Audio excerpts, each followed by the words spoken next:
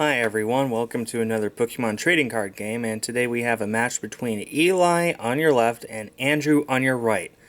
Look at that awesome playmat that Andrew, excuse me, that Andrew has.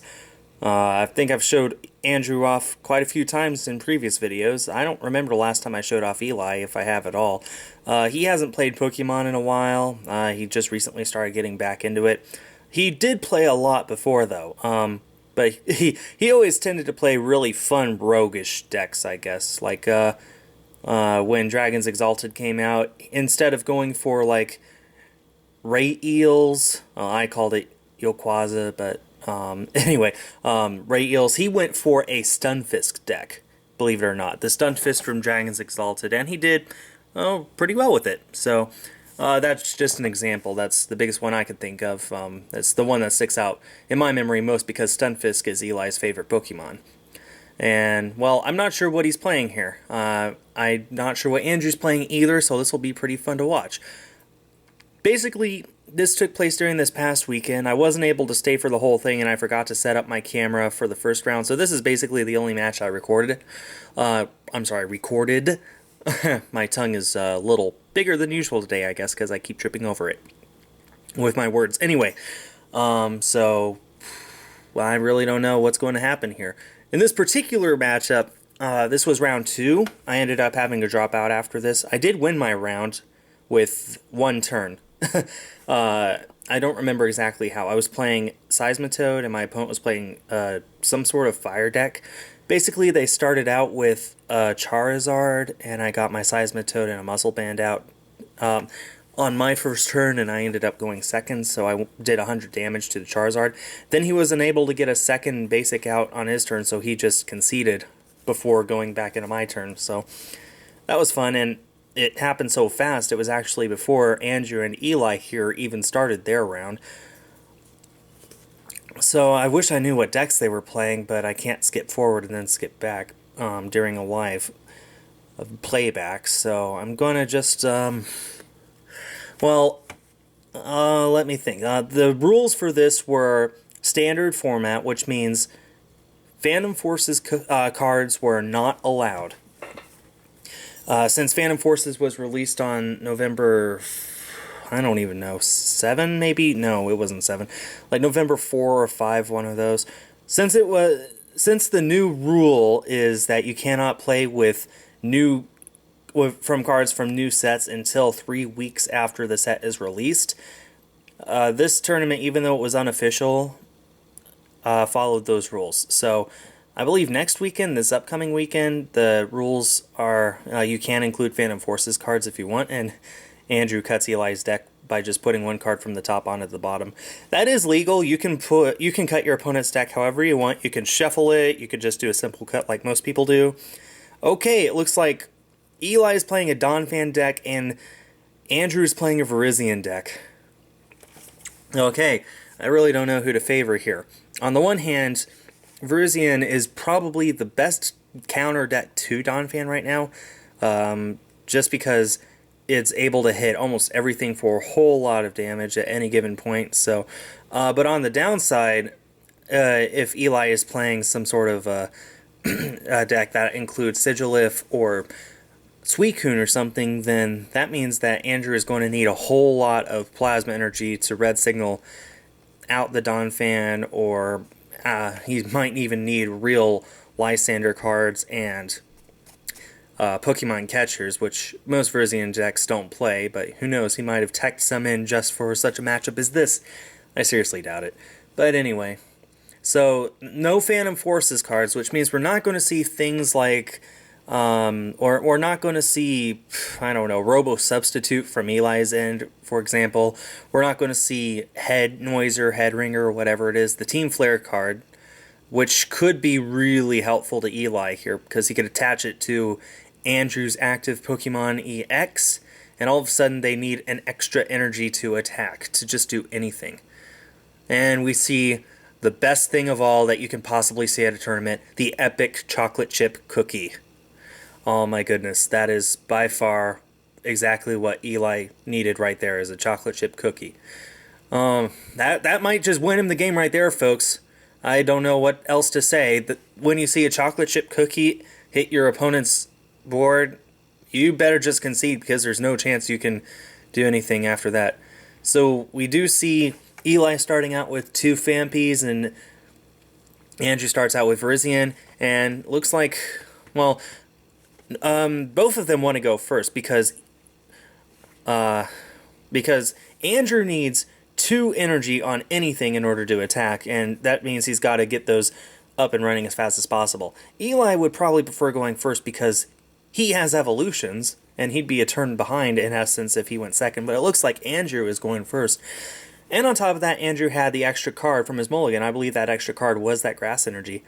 And we have Virizion EX hitting the bench. And I apologize for the glare once more, but at least it's not as bad here as it is in my other videos, or some of my other videos. We see a bite out of the chocolate chip cookie. This could be huge for Eli. Oh, what's Andrew going to do? He has a Juniper as his supporter. Did he pass? He might have passed. Yeah, he passed because Eli just attached a double colorless energy to that Fanpy, and he's going to Lysander out the other Virizion. But Andrew does have the switch in his hand, it looks like. Oh, no, he's going to Lysander out the Genesect instead. Interesting. Genesect does... Well, it doesn't matter. Andrew has the switch. We're going to see a Muscle Band go on to the Fanpy and a pass. Andrew can definitely play the switch. Unfortunately, it looks like his only supporter is that Professor Juniper. He's going to get rid of... No, his other supporter, Shadow Triad, which he is unable to use. Really unfortunate there that he just couldn't get another card out of his hand and play the Bicycle there, but oh well. Yeah, he had 2 Junipers, Energy Switch, Bicycle, and Shadow Triad. So, although that Juniper was unfortunate, he is going to get 7 fresh cards, and if there's a single energy from there, he can attack. And there are plasma energies. Usually you don't want to attach those to Virizion if you can help it, but, well, desperate times call for desperate measures. Eli has finished his cookies, so we don't know how Andrew can possibly come back from this. No! And Eli brought out another cookie. I wonder what flavor that one is. We do see the plasma energy go on to Virizion, Emerald Slash for 50, and we are going to see 2 grass energies go on to the Genesect. And Andrew didn't take the time to look through the rest of his deck to see what he had, what was in his prizes, etc. Probably because at this point in the game it doesn't really matter too much. It's usually pretty good to know that ahead of time, but oh well. We do see the switch from Eli's end, and then the Professor Juniper. Well, we do see Sigilif indeed in his hand, so that could be huge. Just dropping that down, being able to spinning turn from Donphan into the Sigilif every single turn, that could be huge. That could be huge. Unless, Andrew's going to need a whole lot to get around those Sigilifs. Of course, G-Booster does go through abilities, so if he gets the G-Booster on Genesect, he can just G-Booster Sigilif for knockout over and over, but then there's Startling Megaphone, there's actually getting knocked out. There's a whole lot of worries about it, but in this matchup, I honestly think I favor Andrew. We do see, well, Eli doesn't have an energy to attack with Fampi. He doesn't have a Donphan either, so he's in a very bad place. We see the Ultra Ball, though, so Donphan is probably coming out. It's getting rid of Fampi and Mewtwo EX. Getting rid of the Fampi is horrible because you need your Donphans out there, as many as possible, so... because once you're out of Donphans with your Donphan deck, then you don't usually have anything else to rely on. He does get the Donphan with the Ultra Ball, though, and he's going to evolve the active. He almost played his Karina there. That would have been huge if he had, because he already played his Professor Juniper for his turn, so... it looks like he... Well, there's nothing else in his hand he can use, so he's going to pass. And Andrew got a Grass Energy. Probably could have used that last turn. 1 card away. He could attach... Oh, he can definitely retreat into Genesect and then use Megalo Cannon for 100 on the Donphan. He really should just one-hit knockout. Well, I don't know. It'd be best to one-hit knockout because he saw all that Eli had to do in order to get back or in order to get that Donphan into play. And Andrew does discard the Plasma Energy, retreats into Genesect, and unfortunately he does not have the G Booster, nor does he have a way to get it. He is going to put 20 on that benched Phanpy, though. And Phanpy has 80 HP, so it's just 10 left. So it's really unfortunate that he's like so close, but still, it's not a knockout. Now, it is set up for a knockout later, but unless for some reason, well, Eli does have that Kreen in his hand. He's probably going to play it now to get a Donphan and some sort of item.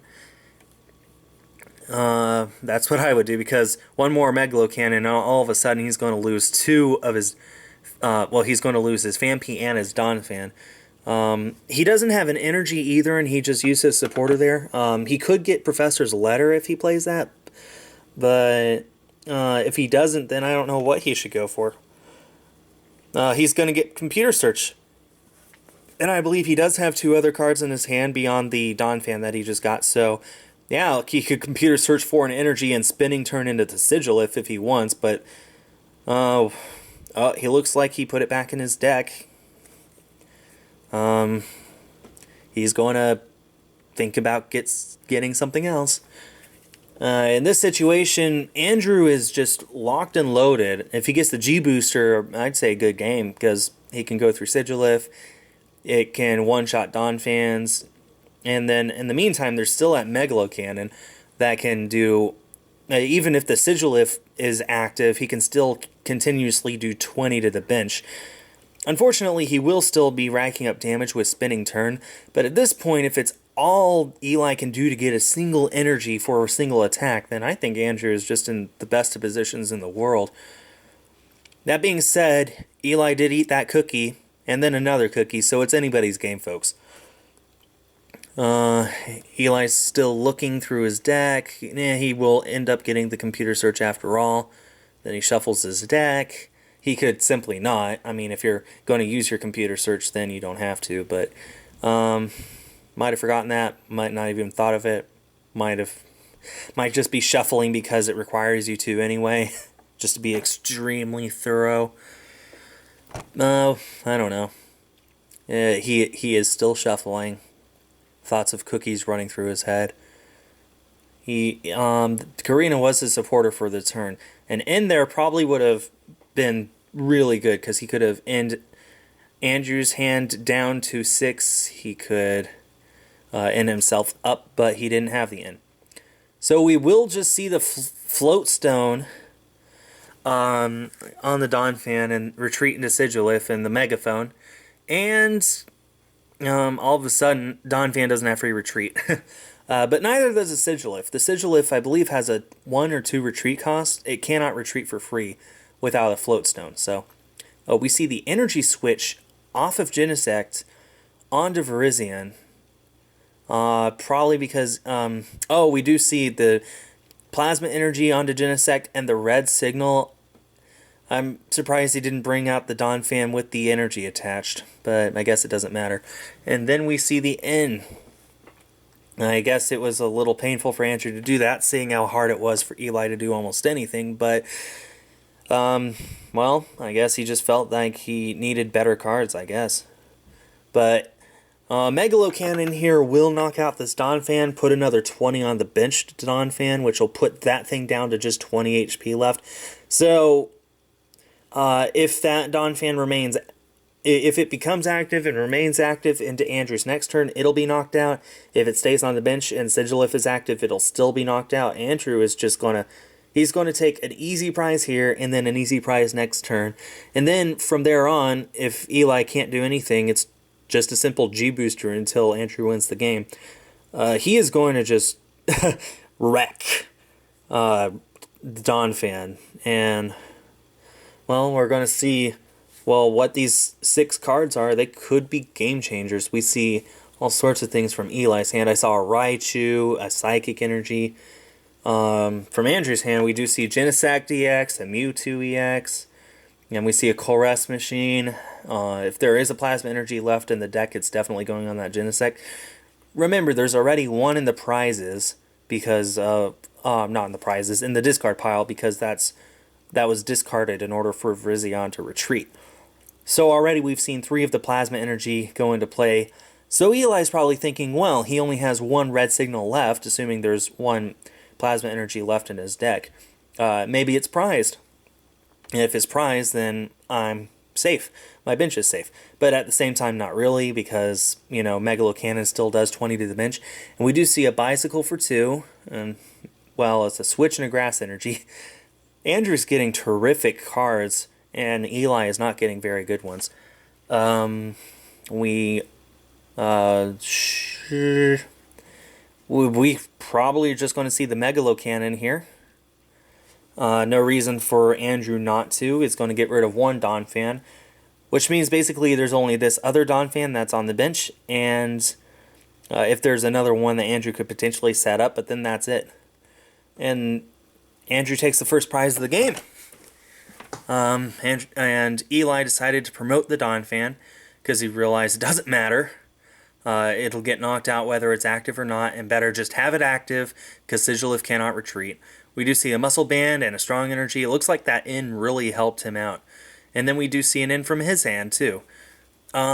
We see, well, there are 2 Sigilifs on Eli's bench now, so if Andrew ever does get a G booster, then Andrew has a serious problem, because if Eli gets a megaphone and gets rid of that, all of a sudden, if there are 2 Sigilifs on Eli's side, getting rid of one of them still won't win Andrew the game. He's going to have to deal with the other one. And if he gets a G booster, pray that he can just keep it on his Genesect without it getting megaphoned off.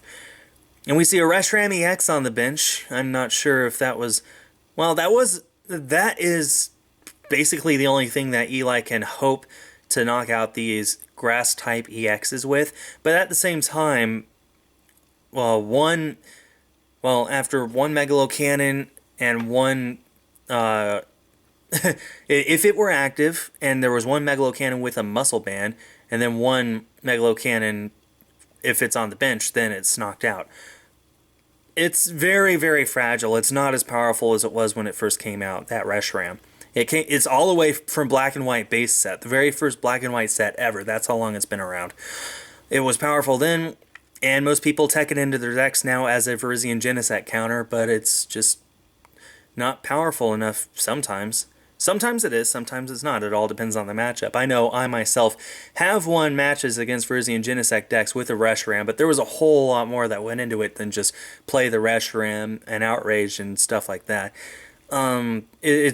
It's just really iffy. But at the same time, there aren't any other really good options right now. So I think we saw the Ultra Ball there for the last Vampy. And, well, Eli really needs to start doing some stuff here. Spinning Turn at this point does, I believe, 80 damage, 100 damage. It does 100 damage. It does 40 base, plus 20 for strong energy, and 20 for muscle band. That's up to 80, and then 20 more for fighting stadium. If he had 1 more energy on this Donphan, he could wreck for a whole lot, but he doesn't. And it's more than likely going to get knocked out no matter what, because Megalo Cannon will hit it once it goes onto the bench after Spinning Turn. We do see him announce Spinning Turn and just adding up the damage, and it should be 100. Yeah, it is 100, and then he's going to Spinning Turn into the Reshiram.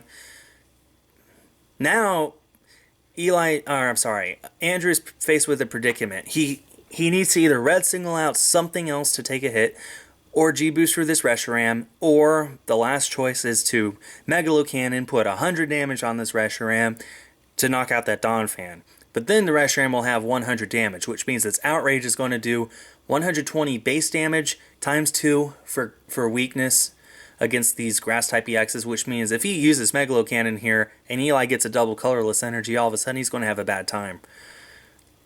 That being said, he has already taken 1 prize, and if he knocks out that Donphan, he takes another prize, and there will already be 100 damage on the Reshiram, and he can easily just pick it off with even Virizion EX's Emerald Slash next turn. We see him look through his discard pile. And, well, we'll see what happens. He could attach the muscle band here. I did see the muscle band. We do see the Shadow Triad instead, which means... Oh, wait, he already attached a grass energy for his turn. Okay, we see the muscle band, which means he's actually going to do 120 damage to this Reshiram, 10 short of a knockout, and then he is going to knock out that Donphan, but that Reshiram's Outrage is going to do 140 base damage. That's almost enough to knock out that Mewtwo EX. And definitely more than enough to knock out those Grass-type EXs. So if Eli gets a double colorless energy here, and I do see the computer search in his hand, that's an easy 2 prizes for him. But like I said, that Reshiram it has 10 damage left.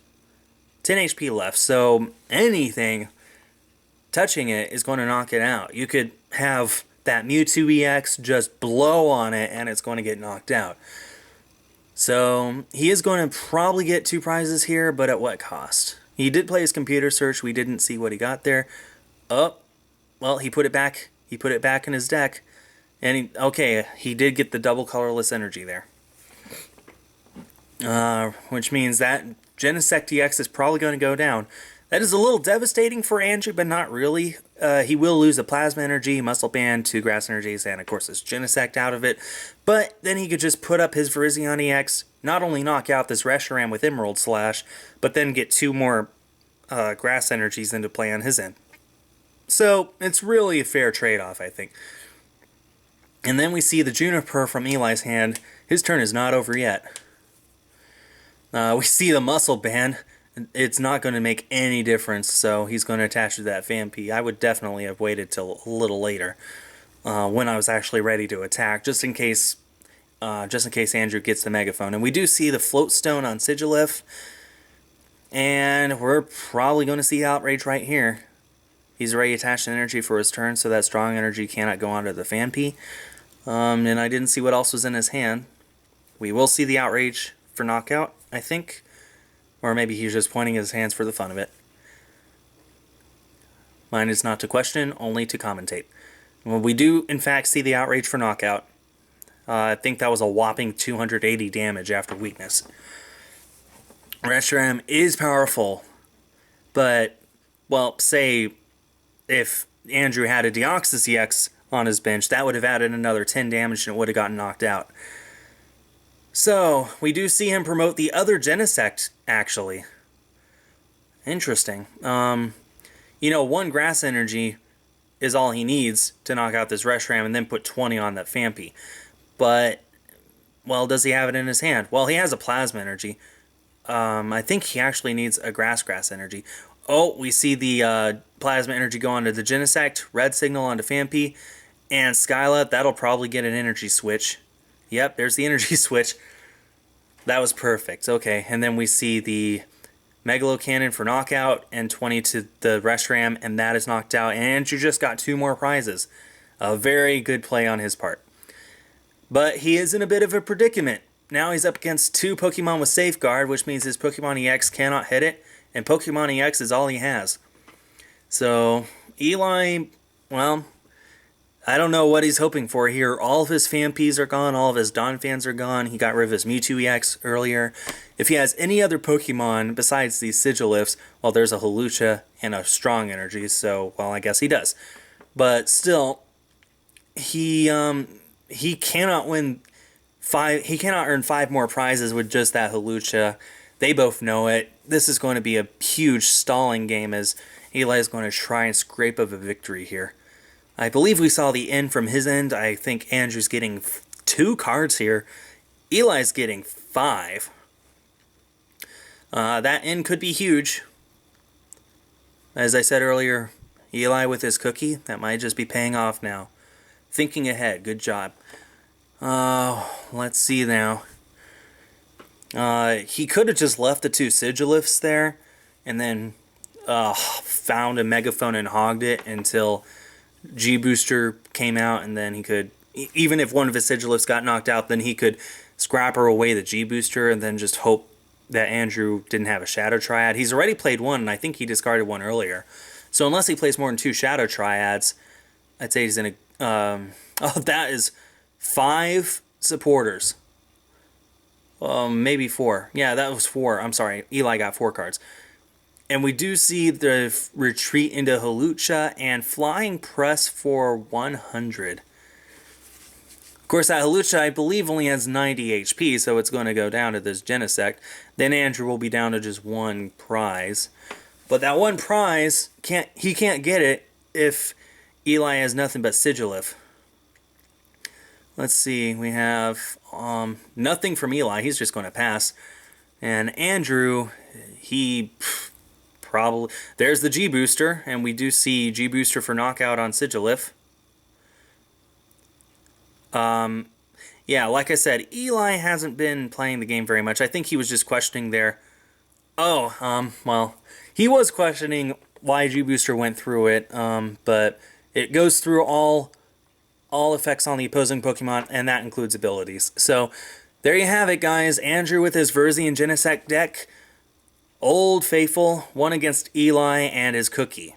I'm sorry, did I say Cookie? I meant Eli and his Donphan deck, which is one of the more popular and arguably one of the more powerful decks right now.